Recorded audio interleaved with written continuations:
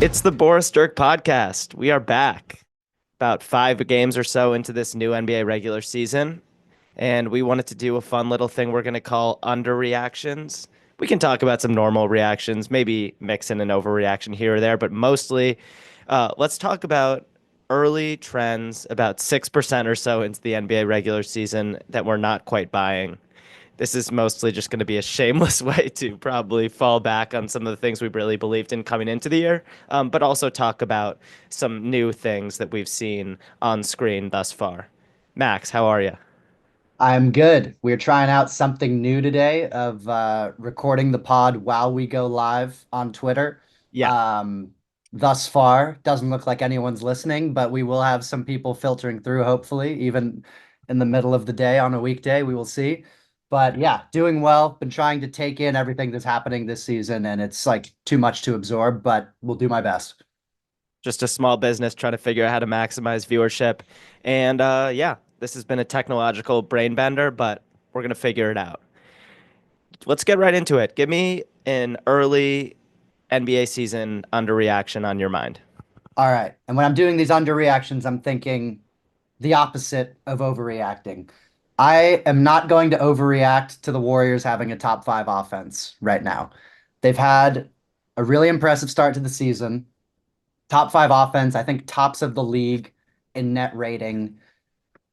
Yes, tops of the league in net rating, top five in both offense and defense. I'm not buying the top five offense long term. I just don't think they have a reliable second offensive option after Steph. And yes, Kerr's ball movement system is going to generate good looks, but they have largely bolstered their offensive rating against some pretty weak competition to start the year with the banged up Pels teams.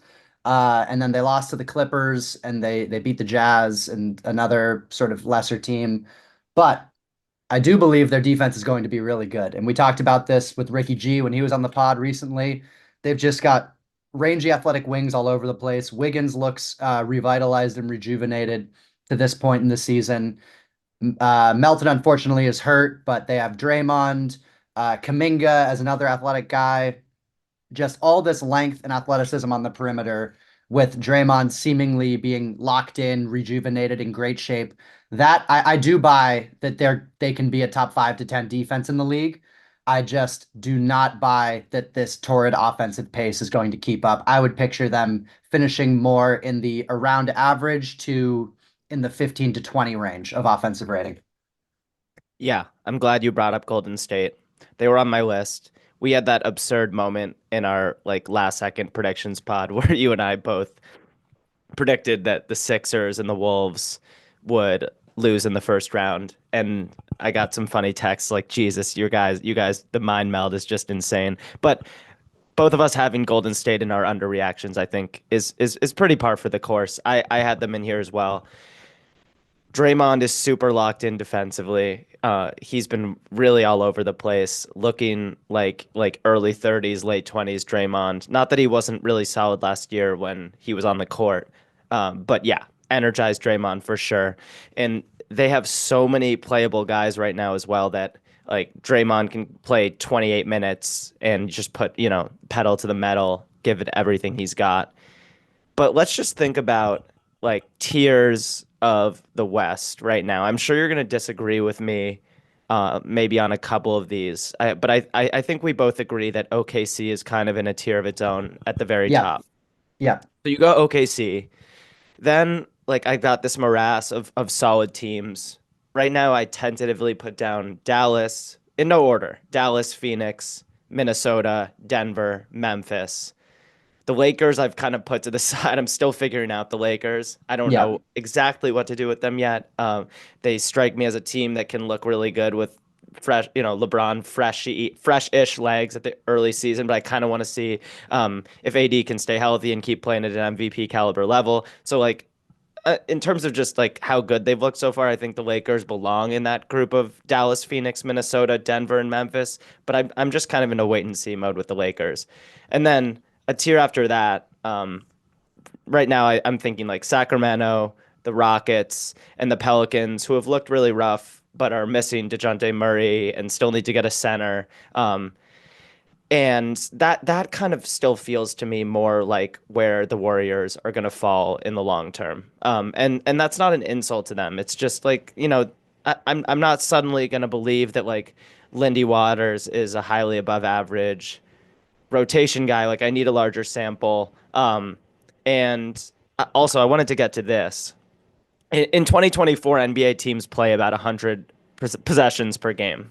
And, 6% or so into the season, which is just about where we are now, only a few teams still have zero five-man lineups that have played over 100 total possessions together. And unsurprisingly, the Warriors are one of those teams. Actually, crazily enough, the Nuggets have played Murray, Brown, Porter Jr., Gordon, and Jokic 204 possessions, almost 40 more possessions than any other lineup in the league so far, which I think we're going to have to tweet that. So, yeah, like I said, 13 guys on the Warriors are averaging 10 plus minutes per game through 5 games. That's insanity. And Yeah, they owe it to Steph to be more than a regular season phenomenon and to eventually start figuring out a theoretical postseason rotation. That's not to say they won't have the deepest bench in the NBA. Like maybe they've just done an amazing job scouting their ancillary guys, and Pods is a great curve fit. Obviously, Buddy Hield has looked like a great curve fit so far. I think he's leading the team in scoring right now. Um, but yeah, like at a certain point, you have to kind of start looking toward a theoretical postseason rotation. It's the regular season. You can still play one or two extra guys, but 13 guys playing 10 minutes per game, it doesn't seem super sustainable to me. Even in the regular season, the most powerful lineups, the most powerful sort of 7, 8 man rotations still tend to generate the most wins. And so I hate to rain on the parade because I think Kerr's done an awesome job so far. And it is really fun to just see the carousel of good role players that the Warriors are throwing out there. I'm just not convinced that this is like a team that's going to avoid the play-in. yeah, I'm not ready to get there. I think you'd be crazy to be there already. But still, really, really fun League Pass Warriors team so far. definitely.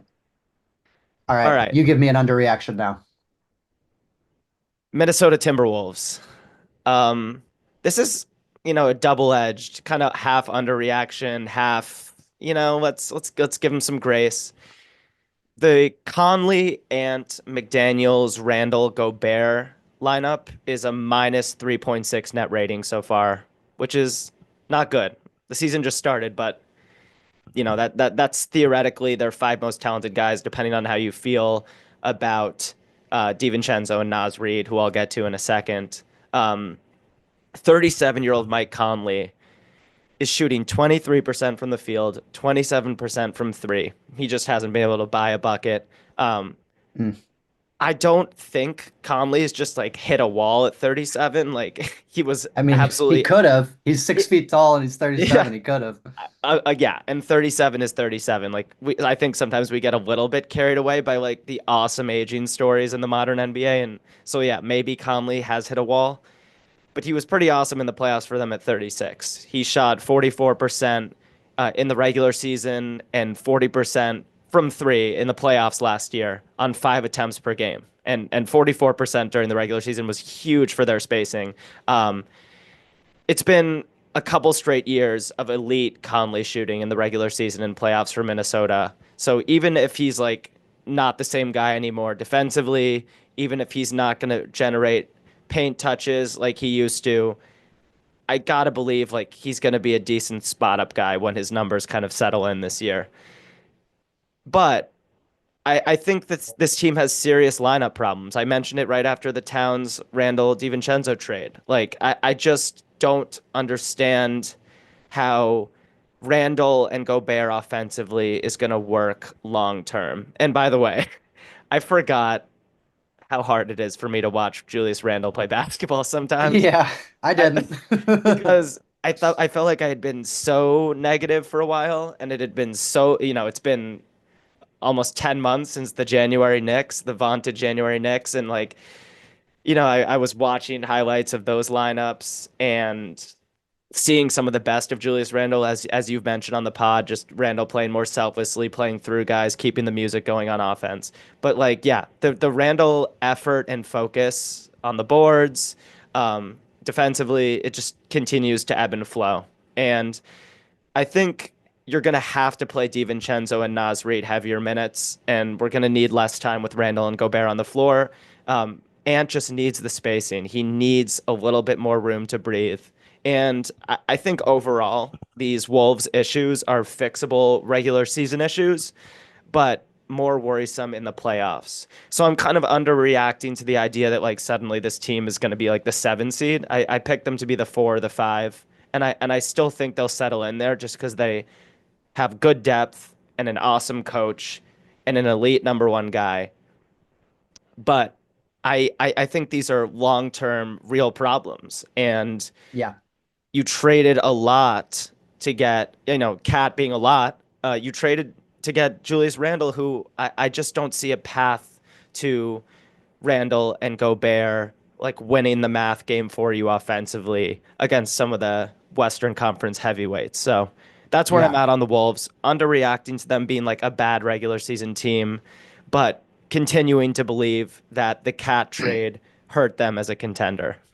Yeah. And when they traded for Cat, we talked about how we just didn't trust that 3-4-5 of McDaniels, Randall, and Gobert to provide adequate spacing offensively. And there's been a lot of hand wringing over the fact that a guy as athletic as Anthony Edwards is shooting so many threes, which people have attributed to like the changing game. But really, it's attributable to the lack of spacing that he has. The paint is clogged, so he's taking more pull up jumpers, and that's kind of the easiest way to explain that trend. And the trend is, I mean, it's jarring. He's leading the league in 3-point attempts by over one attempt per game. He's at 13.3, and now he's making almost 42% of those, which if Anthony Edwards is going to be a high volume 42% 3-point shooter, along with his athletic gift and his ability to be a great one-on-one lockdown defender, like sky's the limit for this guy. But that's probably not how they want him playing. That's not overall long term how you maximize his gifts. You don't want him taking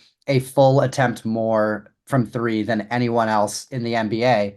And yeah, I don't know what the antidote to that is. Is it starting Naz Reid instead of Julius Randle? Is it instead of closing with him instead of Gobert at sometimes? But I feel like they really need Gobert for defense. Like a Randle Naz front court just isn't that tenable defensively. So I'm not exactly sure what the antidote to that is going to be. Dante closing instead of Conley is or starting instead of Conley is another possibility. But then I think like the Dante, Edwards, Jaden McDaniels, Randall, Gobert, like that's not a lot of like court awareness, general playmaking, just organization that Conley is so valuable for. And really, when they traded for him a couple years ago, that's how he flipped the identity of that team. Just going from D'Angelo Russell to Mike Conley was such an upgrade in terms of just overall floor management and making sure the team was getting the most out of every possession. If you swap Dante in for that, you have more shooting and you're probably a better defensive team, but does that cost you too much in terms of decision making, late game execution, those sorts of things? So I agree. It's, I think, not a good sign that Edwards is taking so many threes for them, despite the fact that he's making so many, which shows he's put in a ton of work on the jumper over the offseason. But yeah, they're gonna have to. I mean, obviously they'll probably let this starting lineup ride for like 20 games or so, but I would really not be surprised if we see Naz Reid starting in there before too long and Randall kind of more running the bench brigade for them. And he showed Yeah. a lot of chemistry with Dante DiVincenzo as well already. Like every time I watch a Timberwolves game, you see Randall drawing two and kicking to Dante for a three. And they did that so much last year with the Knicks that maybe that would be a comfortable situation for him. If you have Dante and Randall as the leaders of your bench brigade, that would be one of the best sixth, seventh men combinations in the entire NBA, probably the best. So if they make that change, maybe then they're kind of back to last season's formation of the starting lineup with Nas trying to approximate 80% of Cat, and then you just have the bench blitz people with that sort of Randall DiVincenzo two-man game. But I agree. From what I've seen thus far from the starting lineup, it's too clunky. There's not enough spacing, and look no further than Ant's jumper numbers to see that. And Ant's upsetness on the court. Like, Uh-huh. Ant, he hasn't been like a problem. He hasn't been like a seriously toxic complainer, but you've seen it in his eyes, like looking for more help, looking around thinking like how are we going to generate high efficiency possessions? He's tossing up a lot of grenades. And outside of the numbers and outside of like the eye test spacing, like this team just feels less dangerous. On a team that needs to play a lot of Jaden McDaniels, who's not an elite shooter and not anything close to it, and Rudy Gobert, who's a non-shooter, like you have to play those two elite defenders. They're a huge part of what you do and your identity as a gritty, athletic, large, bruising team. Like Cat's skill set is much more valuable at the four position to that team than Julius Randle. And Julius Randle can do things that Cat can't dream of, but Cat's ability to like hit four threes in a fourth quarter and stretch things out for Ant and a little bit of the like the strength defensively that Cat provided in the playoffs when he's not on an island, like he wasn't a tragedy for them defensively last year. This team just feels different. This doesn't feel as dangerous a team. I know we didn't, at least we didn't really take them seriously until they showed everything they showed in the playoffs, but it isn't the same vibe in Minnesota. And I don't know. I don't know where they go from here, but I think they can still become a deep, really strong defensive regular season team that will have to figure out some major concerns in the postseason. Yeah. All right. Well, another one of my underreactions was to the other side of that cat trade going to the Knicks. I am not going to overreact to their 24th ranked defense as of now. Much as every time I watch them, it feels like they go through these stretches of just malaise on the defensive end. They have played a tough schedule. They played Boston and Indiana, the two best offensive teams from last year, and then Cleveland, who's another very good offensive team. There's still a feeling out process with Cat, particularly on the offensive end and trying to figure out where to get the ball to him, but also on the perimeter defensively, really needing to understand how much they have to lock in at the point of attack to protect Cat from having to be the guy defensively. Um, OG has looked really good on defense. McHale more streaky, but when he's locked in, has looked good. And overall, much better game against Miami. The process is improving. And the starting lineup has been elite to this point, like plus 12 and a half per 100, which on a already a pretty large sample size because Tibbs is playing them boys a lot of minutes.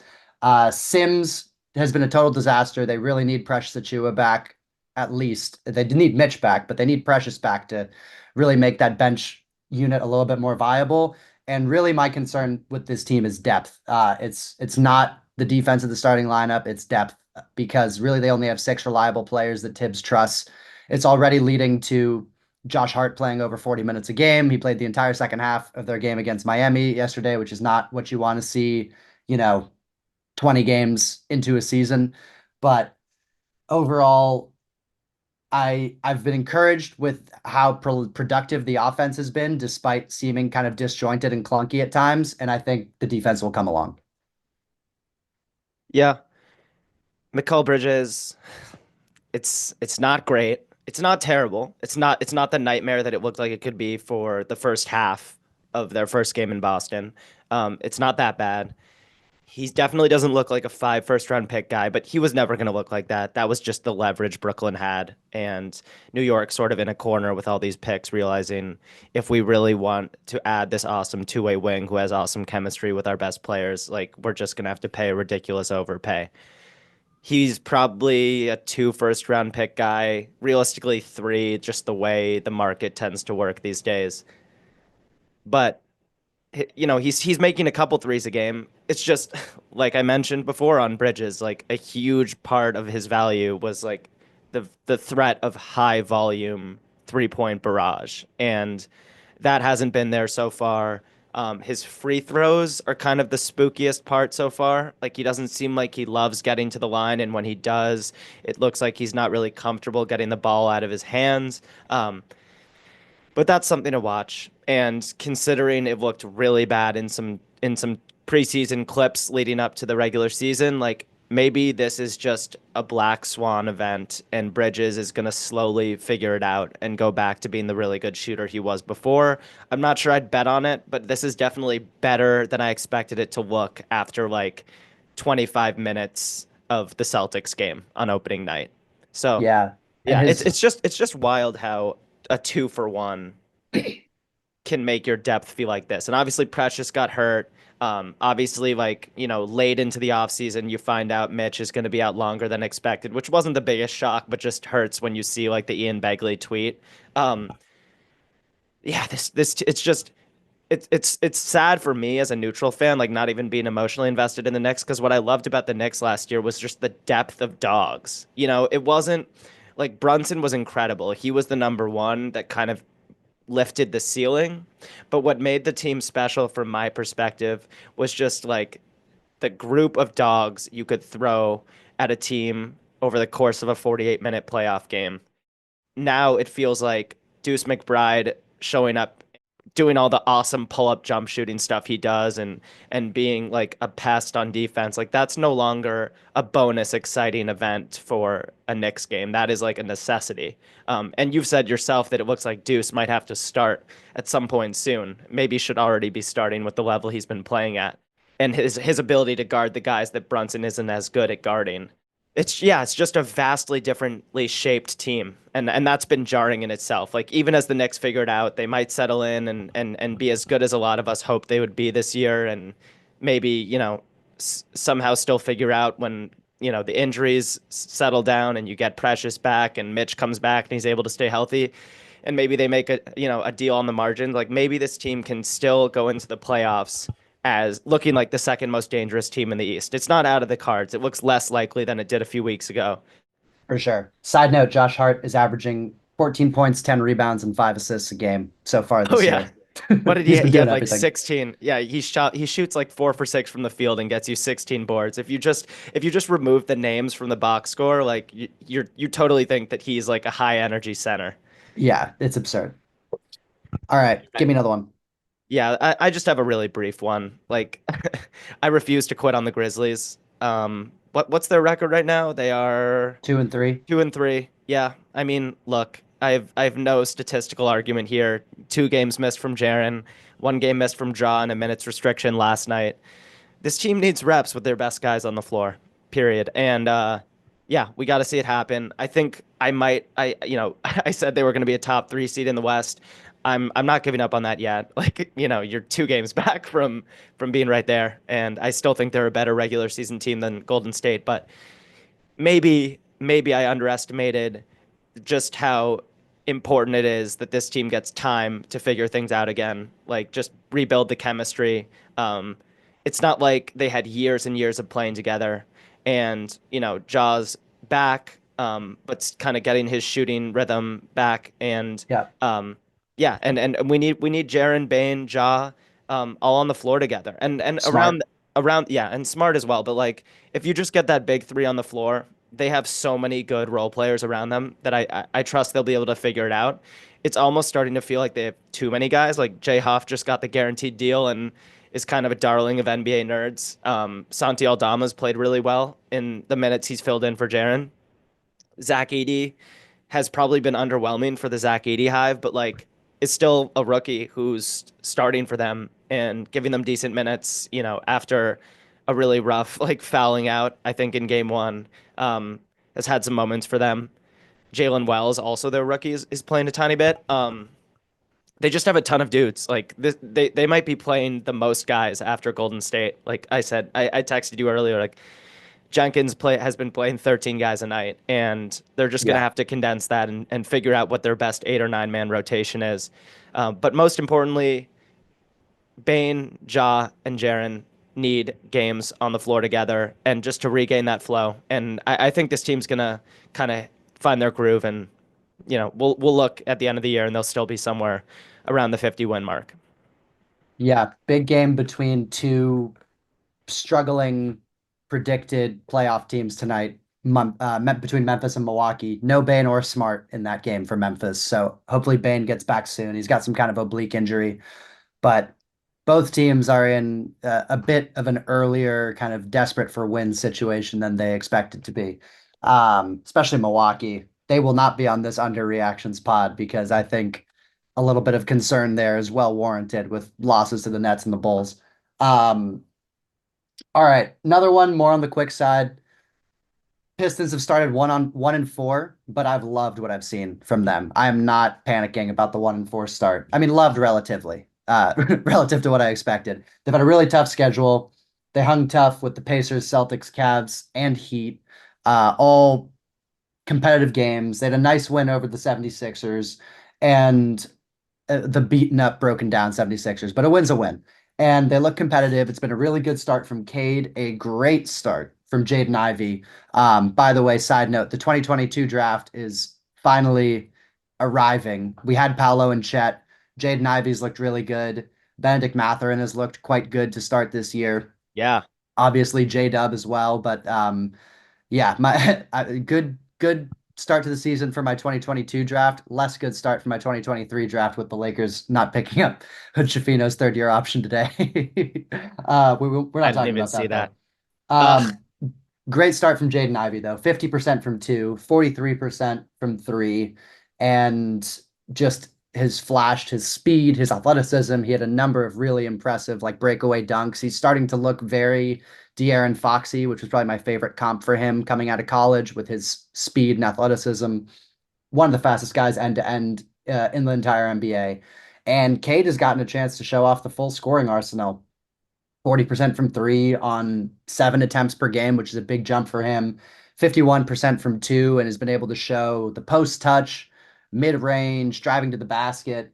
Overall, big thing is he needs to cut down on turnovers. He's averaging over 5 turnovers a game, which is way too much. Needs to get that down closer to like three, ideally. But they're deeper, they're better coached. Their young players are taking real steps. I've loved everything I've seen from them so far relative to what I expected. And I'm still feeling solid that they can push for that last play-in spot in the East, which is a really low bar, but for Pistons fans would be a huge step up from where they've been the last few years. yeah, man. Cade Cunningham, third in the league in usage rate early on. 26, 6 and 7 he's averaging on 47, 40, 86 splits. And as you mentioned, like early, really tough early few games for Detroit. Like Cade has been getting buckets on some of the better wing defenders in the league. He's just an incredibly nuanced, awesome young player. And I agree. Like for the Pistons having one win, I like what I've seen a lot. It seems like they enjoy playing for Bickerstaff. I saw like one of the like a big South Pistons fan account like tweet the video of them dumping the Gatorade on Bickerstaff after his first win in Detroit, and all the comments were like they just didn't rally this way for Monty. Like even when Monty won his first games in Detroit, which probably took a couple months, like I think this it took just a wasn't while. what yeah, this wasn't the energy. And I think they've done a really good job of bringing in those vets. Hardaway, Tobias Harris, who had a cold shooting night last night, but like got like 15 boards and is still a huge upgrade for them and a necessary shooting weapon for Cade on the wing. Tim Hardaway, I mentioned Malik Beasley, who can't guard anyone, but is another shooting option, which they need. If we could just give Ron Holland Malik Beasley's shooting stroke, like you probably have a Hall of Famer. But yeah, good times in Detroit. And Jaden Ivey, you mentioned that Fox comparison. Like, I hope you're right in the sense that Fox is a high volume, awesome rim attacker and just speed demon in transition. I hope you're wrong in terms of how little De'Aaron Fox has cut off ball over the course of his career. I think that's like sort of like the Dwayne Wade off ball cutting playbook is going to be something that could take Jaden Ivey's game to another level. Um, Mhm. I don't think he's ever going to be an elite spacer. But Dwayne Wade also always made himself more of a problem off ball, despite not being a great 3-point shooter because of his ability to find space, find creases in the defense, and play off of great passers like LeBron James. So, yeah, I'm excited by what I've seen from Ivy, and I think you you wanted to see the Pistons have a couple wins at this juncture. They only have one, but the process has looked really good. Yeah, and I mean their schedule's been so tough. Coming up, they should be able to pick up at least a couple more. Their next six games, they play the Knicks, which is probably a loss. Then they play the Nets, who've been surprisingly feisty, but that could be a win for them. The Lakers, the Hornets, the Hawks, the Rockets. They can pick up some wins here in the next little juncture. They also have a very easy schedule in November for the most part, so I could see them stringing some ones together once we start getting into November. Yeah, the one that hurt was the opening night loss versus Indiana, just Yeah. because they had them on the ropes. Hmm. Indiana's definitely the better team right now, but yeah, Detroit let that one slip, which, you know, will happen with a team this young. But yeah, I tentatively just wrote down the Lakers. They're just super interesting to me. I don't know if I'm underreacting, overreacting to what I've seen from JJ Redick, the movement, guys playing off each other. Um, but I'm just so excited to watch this Lakers journey. I really, really hope we can get another 70 game season from AD. He's been unbelievable. I thought he was certainly the MVP of the league through 3 games. They're now 3-2. Um, but yeah, this team looks more dangerous than last year. And again, like this team might have won a round if they hadn't faced Nikola Jokic in round one last year. But I love the growth I've seen from Rui. I think Rui Hachimura has like a little bit of untapped potential, and is still like a 6'8" guy with an awesome frame whose shot has extended out to three and like is really eager to dunk on people this year, which has been awesome. Um, and Dalton Connect, I firmly believe like Dalton Connect is at the least going to be like a top six guy for them by the end of the year, and that's less about like them having depth issues when I say that they're going to bring a rookie into like their core group. I just think Dalton Connect is like going to be 24 at some point this year and is like a really trustable sort of mature guy, and the shot is ready and he's so confident. Like to kind of find your sea legs and shoot the way he shot for them so far.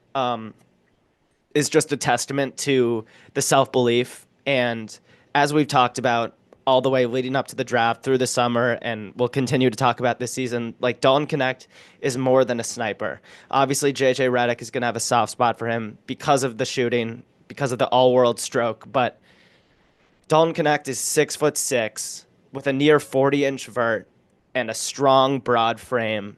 And you know, if you can, like we've mentioned, he's not that good at getting himself to the rim. He wasn't elite at getting himself to the rim at Tennessee. He's certainly not going to be elite at getting himself to the rim against NBA athletes. But as a cutter and like as a savvy off-ball mover, like if you can just get him the rim attempts, he's very strong and Yeah. he's willing to play through contact. And I love Dalton Connect. Yeah. Yeah. Rim pressure is a weakness of his. Rim finishing, definitely not a weakness. Once he gets there, he can finish really well. It's just a question of getting around the defender.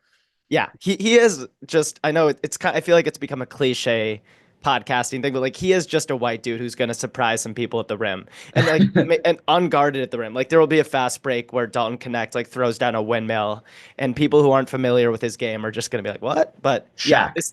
this is not JJ Redick 2.0. Like this is a Yeah. different type of guy. He's actually. I don't want to make any comparisons because he's not like the most flexible athlete, but he's powerful. Hmm. All right. Speaking of Connect and rookies, one underreaction of mine is to the slow rookie start overall. Tom Haberstroh tweeted the other yesterday that we had not had a rookie score 15 points in a game yet this season, Yep. which is the longest we've ever been into a season without a rookie scoring 15 points. I tweeted that Connect was going to do it tonight, i.e., last night, and he did. So got Hell that yeah. one right. You said Connect or Edie. Edie Yeah. had I think 13. Yeah, Yeah. he had 13 with a long time to go. I didn't see if he got the 15 or not, but Connect got it. Um, I think this rookie class is just going to be a slow burn. It's going to have a lot of guys who are rotation players. There's some teams that are still kind of sticking to their veteran options early in the season that I think will gravitate more towards their rookies as the year goes along. The Knicks being a prime example. They're still trotting out Campaign as one of the worst guards that I've seen this year in the NBA. When I think they would really be wise to already make the move to Tyler Kolek. He hasn't really gotten any run yet, but there's other teams like that and rookies who just haven't gotten. that much burn, that much of a chance yet. And I think that's going to change as the season goes on. And I've still seen some very encouraging stuff from Connect we talked about. Drew, you put together a cut up of the Washington rookies or the Washington youth of Keyshawn George, Bub Carrington, Alex Sarr, and Koulibaly, who's not a rookie, but a young player and old enough that he could be a rookie. And Klingon, like there's been encouraging stuff from the rookies. No one in this class is like a Paolo who's going to go out there and average 18 a game as a rookie. That guy's not in this class, but there are going to be real rotation players here and guys that pan out this season as real contributors. It's just going to take a little bit of time for them to get their sea legs and for coaches to learn to trust them as well. Yes, sir. A little niche one. Look out for Jonathan Mobo in the next few weeks because Scotty Barnes is out with an orbital fracture for a few weeks at least. And last night they slotted Mobo there. I think late first round pick. He might have been a second rounder. I forget where he Second fell. rounder. Second rounder. They just slotted him right into the starting lineup. And he played something resembling a Scotty Barnes light role and was really interesting. And Mobo is one of those really, really interesting, like undersized fives with awesome ball skills, really good passing feel. Like Draymond is kind of that cliche, like fantasy comparison people will give for Jonathan Mobo, which is Mogbo, by the way, fans. And but he is super athletic, unreal frame. He has extremely long arms, so don't even look at his listed height. Like he is an NBA 4 with like undersized NBA 5 dimensions. And he's just really, really fun. Like awesome light ball passer, can put it on the deck. His handle's really fluid for that size. And then defensively, he's really agile and moves like a wing, even though because he's not a shooter at this point, he's more a 4/5 in an NBA setting. But Jonathan Mobo has a chance to make some noise in the next few weeks. You mentioned the young Wizards, who are quickly becoming my favorite league pass bonanza. I couldn't find the right word, damn it. Bob Carrington, 16, 6, and 6 last night. Looked really good. Keyshawn George, one of your favorites. Hmm. I ended up closer to consensus on Keyshawn George. I still think I was above where he got drafted, but he was awesome last night. Um, yeah, just awesome big wing passer. So I think these rookies are gonna slowly score 15 points more often as the season progresses. Absolutely. All right. Another really quick one. The Kings have a top 10 defense right now. I do not think that is going to withstand over the course of the season. They've really fattened up on their low point totals they gave up to the Blazers and Jazz. But looking at that closing lineup of De'Aaron Fox, DeMar DeRozan, Keegan Murray, Sabonis, and Malik Monk, Keegan Murray's the perimeter stopper in that lineup. And that's just not a recipe for defensive success. I'm anticipating they're going to plunge down the defensive rankings down into the 20s, but they've had a hot start to the season. They're always going to be fun to watch. All their games are really competitive and seem to go down to the wire just because they score so well. Their offense is so good, and DeRozan has added a nice little element to them. But they're not going to be a top 10 defense this season, so that is an easy underreaction. Yep, the Kings are the Kings. Yeah. They're just gonna end up somewhere from 7 to 10. It's just it's gonna happen. And I haven't seen anything yet from the DeRozan edition that leads me to believe that they're taking a leap. And you know what?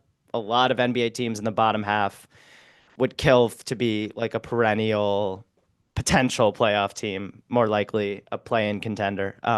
So yeah, the Kings are still fun to watch. De'Aaron Fox is probably underrated, um, but it doesn't feel like they're breaking through the Kings ceiling. All What? right. My only other one that I am monitoring is Ryan Dunn's shooting. This is a very niche one.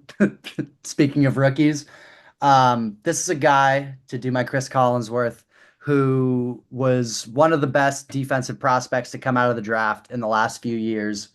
But if you watch his tape at Virginia, not only was he not an accurate shooter, he was an extremely unwilling shooter, which can often be an even better indication than raw percentage of how good a shooter is going to be in the NBA. Just do they have the confidence to take shots? And at Virginia, he did not.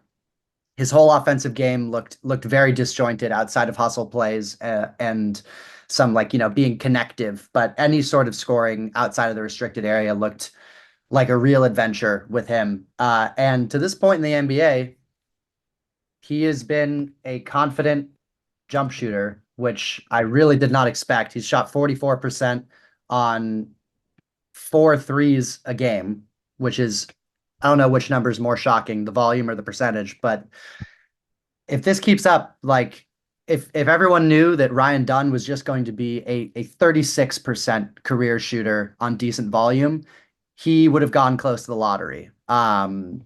If not in the lottery in this class because his defense is that good. But everyone thought this is sort of like an Andre Roberson type of player who is going to be a really good defender, but teams are just going to leave alone in the corner. And how does that work in the modern NBA? If he's already managed to make himself into a reliable 3-point shooter, that is enormous for Phoenix. And I'm not overreacting because I trust my eyes from what I saw in college, but the confidence is on a completely different level now than it was at Virginia. So I'm looking at that. Yeah. And even if the shooting doesn't last this year, the fact that he's taken such a significant leap in the confidence and the willingness to take them from a deeper line, it tells me that he is going to be like like you said, a 35-36% shooter like within a couple of years, which again, like even if he isn't a shooting threat as this year progresses, still would have easily shot him up into like that top 20, top 15 range because the defensive tape is like all-time wing greatness. So that's really exciting for Phoenix. Phoenix, sort of like Los Angeles, just kind of like refreshed with a different coach and a couple different guys around the margins, just like has a different energy about them. And Ryan Dunn has had a huge part of that. And clearly Budenholzer trusts him because he's been playing some crucial minutes for them down the stretch of these recent games. Absolutely. All right, that's everything I prepared. That's everything. All right. Hell yeah. Let's cut it off there. Before we start overreacting, which will inevitably happen because it's just, 5 games feels like a full season already, but damn, it's been awesome. So many competitive teams. Even the bad teams are so fun to watch. I love that basketball is back. And like you mentioned, that young Wizards reel with a little bit of commentary I put up on our Twitter. We're gonna start trying to do more of that stuff. We've kind of been figuring out how to chop up clips ourselves and do a little bit of that Kobe Bryant detail type stuff. And maybe without audio, maybe we'll just put up clips in a nice little blurb alongside them. And yeah, we're just gonna try to keep bringing you good stuff. And thank you guys so much for listening.